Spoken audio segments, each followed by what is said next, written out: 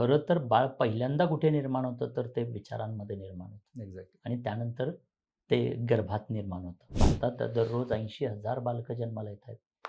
पण या 80,000 मधली ऑलमोस्ट ऑल बालकं ही बाय चान्स जन्माला आलेली आहेत, not bye choice. Chhatrapati Shivaji Maharaj बनले नाहीत, त्यांना घडवलं गेलं आणि ती घडवणारी होती माता, ते घडवणारे होते पिता. दगड, विटा, मातींनी, सिमेंटनी बनलेलं हे घर बांधत असताना तुम्ही एवढं नियोजन करताय.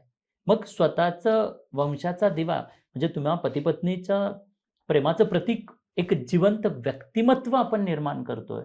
मग त्यावेळेला हे नियोजन नको का? म्हणजे बाळं न होण्याचं प्रमाण वाढतंय खूप जास्त. आणि त्यामुळे मग मेडिकल ट्रीटमेंट्स, मेडिसिन्स आणि अशा अनेक गोष्टींना या पती-पत्नींना सामोरे जावं लागतंय. प्रेग्नन्सी किंवा डिलिव्हरी हा स्त्रीसाठी पुनर्जन्म मानला जातो. फक्त फ्रुट्स, ड्राय फ्रुट्स घरात आणून दिले आणि हॉस्पिटलला घेऊन गेलं म्हणजे पित्याचा रोल संपला नाही. आपल्या वंशाचा दिवा येणार आहे असं सासू-सासरे समजत असतील, तो पती समजत असेल, तर तुमचा दिवा खरंच जर उत्कृष्ट यायचा असेल, तर पहिल्यांदा तुमच्या या सुनेला, तुमच्या पत्नीला तुम्ही केअर केलं पाहिजे, तिला सपोर्ट केला पाहिजे, तिला ऊर्जा दिली पाहिजे. प्रेग्नन्सीमध्ये जर का तुम्ही चुकीचा आहार घेत असाल, ॲडिक्शन्स करत असाल, तर त्याचा खूप विपरीत परिणाम त्या गर्भावरती होईल. संतती महत्त्वाची आहे का संपत्ती महत्त्वाची आहे? मला वाटतं की हा प्रश्न प्रत्येक पालकांनी स्वतःला विचारावा.